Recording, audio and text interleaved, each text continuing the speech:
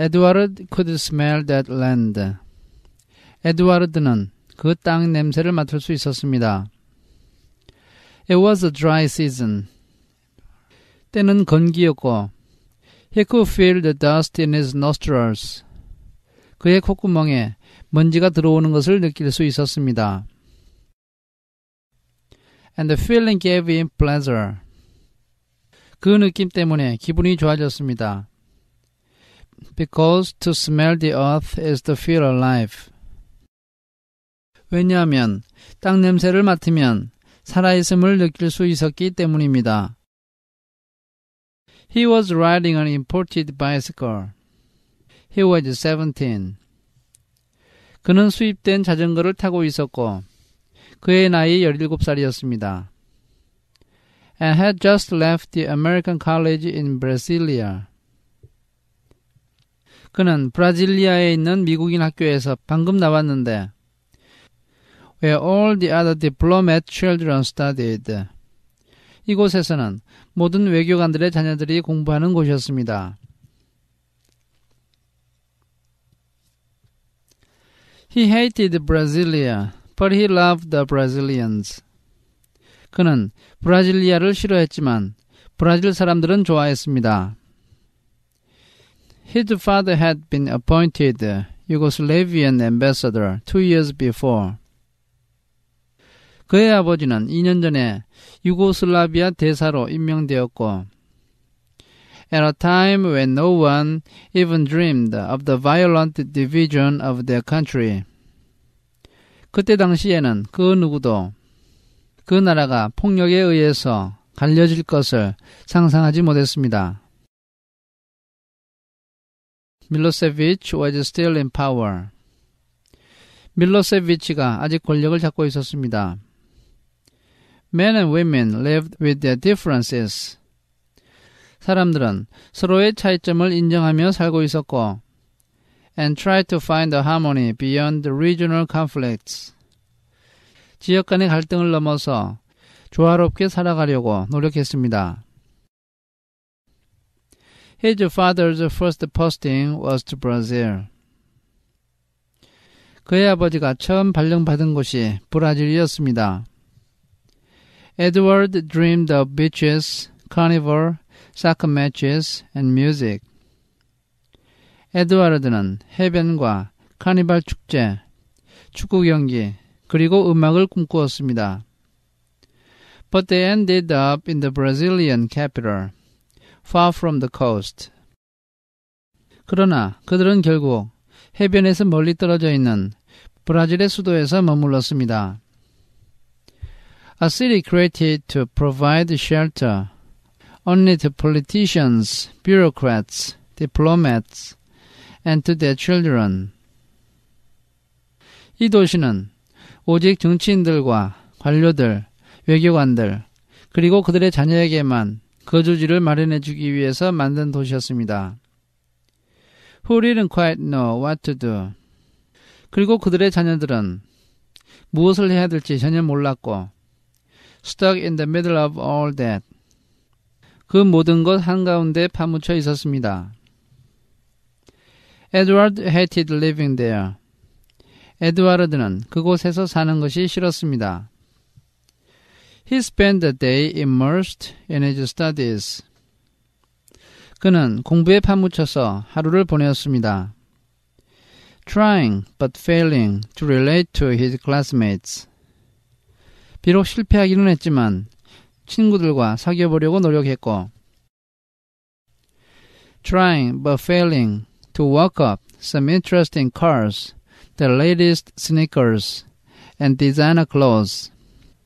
그리고 실패했지만 자동차와 최신 운동화 그리고 유명 디자이너의 옷에 관심을 가져보려고 노력했습니다. The only possible topics of conversation with the other young people. 그것은 다른 학생들과 대화를 할 수 있는 유일한 주제였기 때문입니다.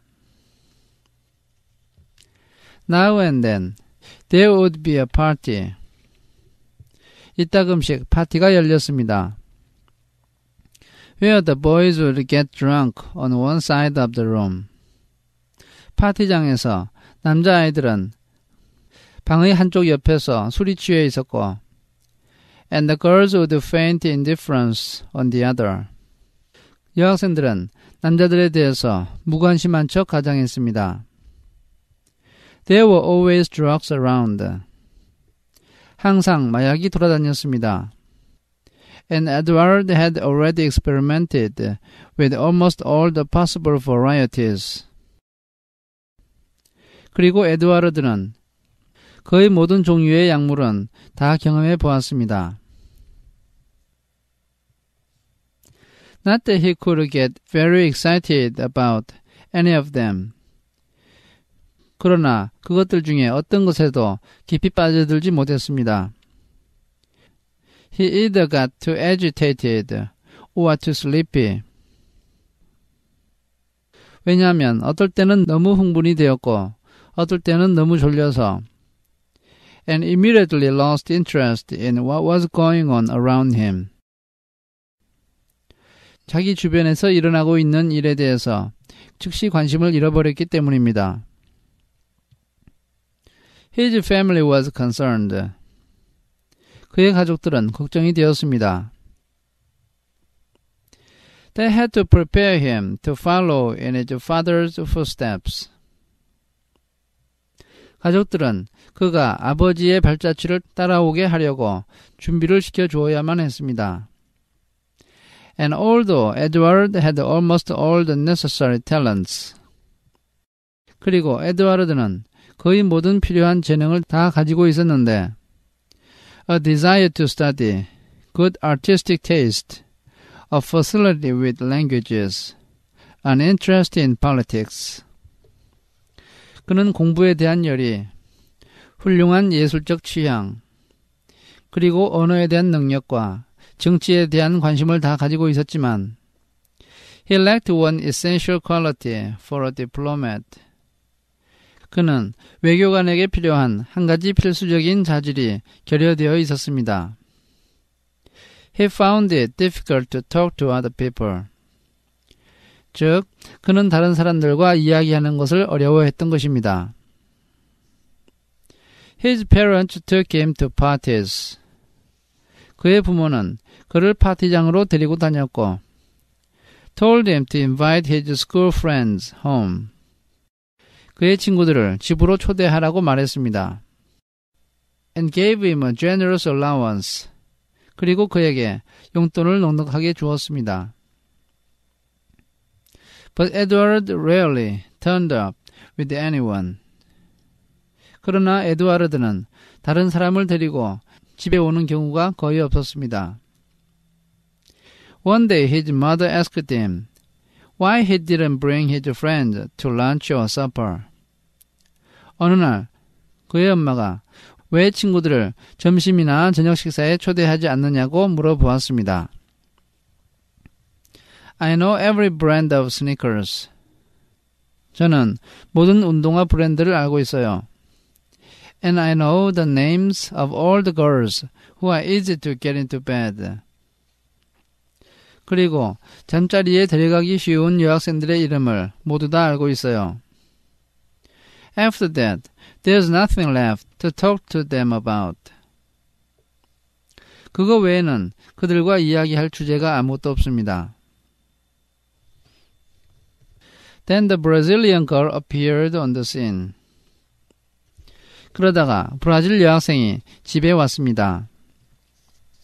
The ambassador and his wife felt better when the son began going out on dates and coming home late. 대사와 그의 아내는 자기 아들이 데이트도 하러 가고 집에 늦게 오기 시작했을 때 한결 마음이 좋아졌습니다. No one knew exactly where she had come from. 그 여학생이 어디 출신인지는 정확히 아무도 몰랐습니다. But one night, Edward invited her home to supper.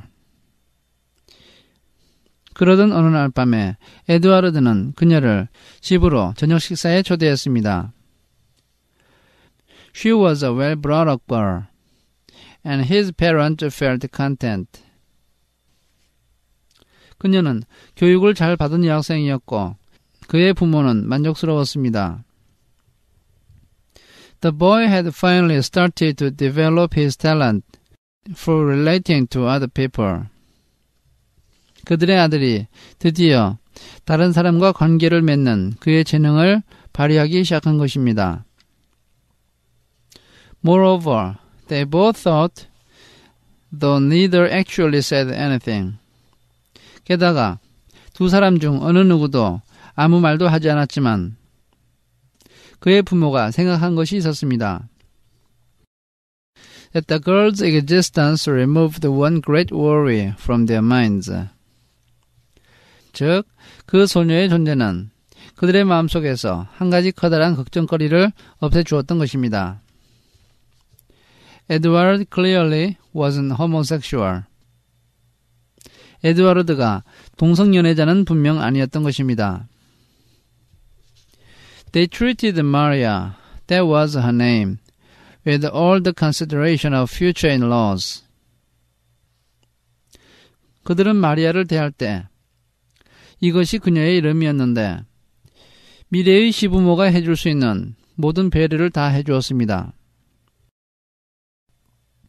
Even though they knew that in 2 years' time they would be transferred to another post. 그러나 그들은 2년만 지나면 다른 지역으로 이동해 갈 것이라는 사실을 알고 있었고 and they had not the slightest intention of letting their son marry someone from an exotic country. 자신의 아들이 외국 출신의 여자와 결혼하도록 내버려둘 생각은 조금도 하지 않았습니다. They had planned for him to meet a girl from a good family in France or Germany. 그들은 에드와르드가 프랑스나 독일의 훌륭한 가문 출신의 여자를 만날 수 있도록 계획을 세워두었고 who could be a dignified companion in the brilliant diplomatic career the ambassador was preparing for him. 그런 여자는 대사가 자기 아들을 위해서 준비하고 있는 화려한 외교관 생활을 할 때 기품 있는 반려자가 되어줄 수 있는 것입니다. Edward, however, seemed more and more in love. 그러나 에드와르드는 점점 더 사랑에 빠져 들어가는 것 같았습니다. Concerned, his mother went to talk to her husband. 그의 엄마는 걱정이 되어서 남편과 이야기를 했습니다. The art of diplomacy consists in keeping your opponent waiting, said the ambassador. 외교의 기술은 상대방이 계속 기다리게 만드는 것이요. 이렇게 대사가 말했습니다. While you may never get over a first love affair, it always ends. 첫 번째 연애는 항상 잘 이루어지지 못하고 끝나고 마는 것이요. But Edward seemed to have changed completely. 그러나 에드와르드는 완전히 변한 것 같았습니다. He started bringing strange books home. 그는 이상한 책들을 집으로 가지고 오기 시작했고 He built a pyramid in his room. 그의 방에 피라미드를 만들었습니다. And together with Maria, burned incense every night. 그리고 마리아와 함께 매일 밤 향을 피웠고 and spent hours staring at a strange design pinned to the wall. 그리고 벽에 걸어둔 이상한 그림을 보면서 몇 시간을 보내었습니다. Edward's marks at school began to get worse. 에드와르드의 학교 성적이 나빠지기 시작했습니다. The mother didn't understand Portuguese. 엄마는 포르투갈어를 이해하지 못했지만 but she could see the book covers. 책 표지는 볼 수 있었습니다. Crosses, bonfires, hanged witches, exotic symbols.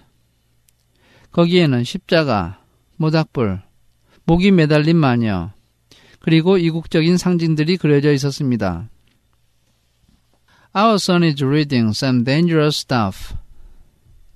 우리 아들이 이상한 책을 읽고 있어요. Dangerous? What's happening in Balkans is dangerous, said the ambassador. 위험하다고? 지금 발칸 반도에서 벌어지고 있는 일이 위험해. 대사가 말했습니다. There are rumors that Slovenia wants independence. 슬로베니아가 독립을 원한다는 소문이 돌고 있어. And that could lead us into war.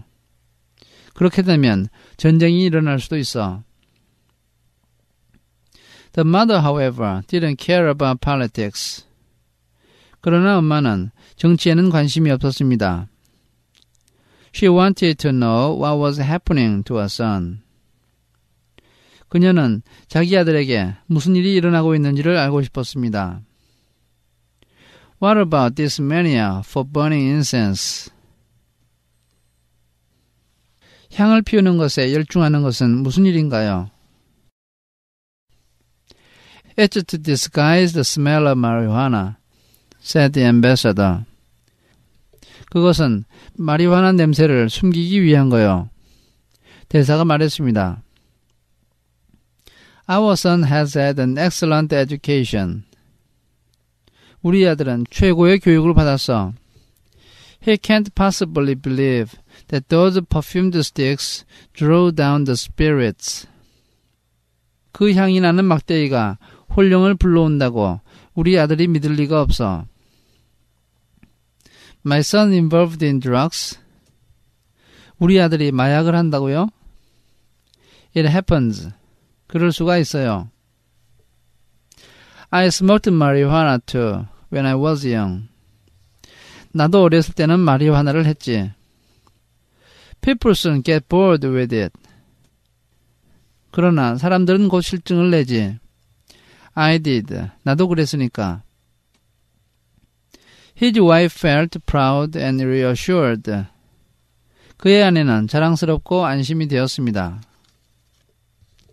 Her husband was an experienced man. 그녀의 남편은 경험이 많은 사람이었던 것입니다. He had entered the world of drugs and emerged unscathed. 그녀의 남편은 마약의 세계에 들어갔다가 아무런 상처도 없이 빠져나왔던 것입니다.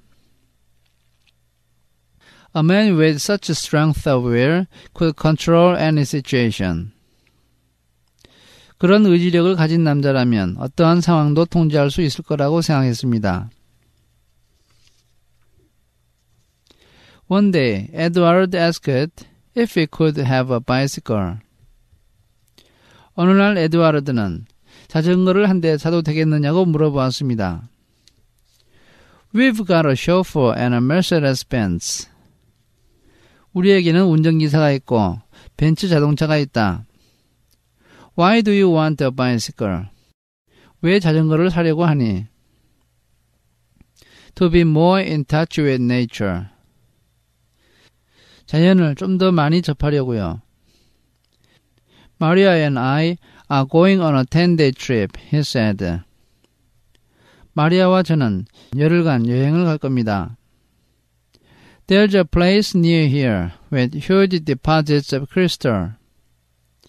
이 근방에 수정이 많이 매장되어 있는 곳이 있어요. And Maria says they give off really positive energy. 마리아는 그것들이 대단히 긍정적인 에너지를 발산한다고 말하더군요. His father and mother had been brought up under a communist regime. 그의 아버지와 엄마는 공산주의 정권 하에서 교육을 받았습니다. To them, crystals were merely a mineral product composed of certain atoms. 그들에게 있어서 수정은 어떤 원자로 구성되어 있는 광물질일 뿐이었습니다. And did not give off any kind of energy, either positive or negative. 그리고 긍정적이든 부정적이든 그것이 어떤 종류의 에너지를 발산한다고는 생각하지 않았습니다. They did some research. 그들은 약간의 조사를 해보았고 and discovered that these ideas about crystal vibrations were beginning to be fashionable. 그리고 수정 진동에 관한 이야기들이 유행하기 시작한다는 사실을 알았습니다. If their son started talking about such things at official parties, 만약 그들의 아들이 공식적인 파티에서 그런 이야기를 하기 시작한다면 he could appear ridiculous in the eyes of others. 그는 다른 사람들의 눈에 우스꽝스럽게 보일 것입니다. For the first time, the ambassador acknowledged that the situation was becoming serious. 대사는 처음으로 상황이 심각해지고 있다는 사실을 인정했습니다. Brasilia was a city that lived on rumors. 브라질리아는 소문이 빨리 퍼지는 도시였고, and as soon as his rivals at the embassy learned that Edward believed in these primitive superstitions, 대사관에 있는 그의 라이벌들이 에드와르드가 이런 원시적인 미신을 믿고 있다는 사실을 알게 되면 they might think he had picked them up from his parents. 그들은 아마 에드와르드가 자기의 부모로부터 그것들을 배웠다고 생각할 것입니다. And diplomacy as well as being the art of waiting. 그리고 외교는 기다리는 기술 외에도 was also the art of keeping up a facade of normality, whatever the circumstances. 어떤 상황에서도 겉으로 평상심을 유지하는 기술이기도 했습니다. My son, this can't go on, said his father. 얘야, 이런 일을 계속해서는 안 된다. 그의 아버지가 말했습니다. I have friends in the foreign office in Yugoslavia. 유고 외무성에 내 친구들이 많이 있어. You have a brilliant career as a diplomat ahead of you. 너의 앞에는 외교관으로서의 화려한 삶이 기다리고 있다. And you've got to learn to face reality. 그리고 너는 현실을 직시하는 법을 배워야 된다. Edward left the house and didn't come back that night. 에드와르드는 집을 나갔고 그날 밤에 돌아오지 않았습니다. His parents found Maria's house. 그의 부모는 마리아의 집에 전화를 했고 as well as all the mortuaries and hospitals in the city. 그 도시에 있는 모든 영안실과 병원에 전화를 했습니다. To no avail. 그러나 아무런 보람이 없었습니다. The mother lost the confidence in her husband's abilities as head of the family. 그의 엄마는 가장으로서의 남편의 능력에 대해 자신감을 잃었습니다. However good he might be at negotiating with complete strangers. 완전히 낯선 사람과 협상할 때는 그가 아무리 유능하더라도 말입니다. The following day, Edward turned up, hungry and sleepy. 다음 날 에드와르드가 돌아왔을 때 그는 굶주리고 졸린 상태였습니다. He ate and went to his room. 그는 음식을 먹었고 그의 방으로 갔습니다.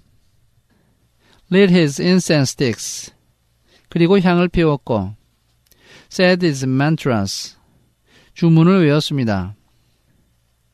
And slept for the rest of that evening and night. 그리고 그날 저녁부터 밤새도록 잠을 잤습니다.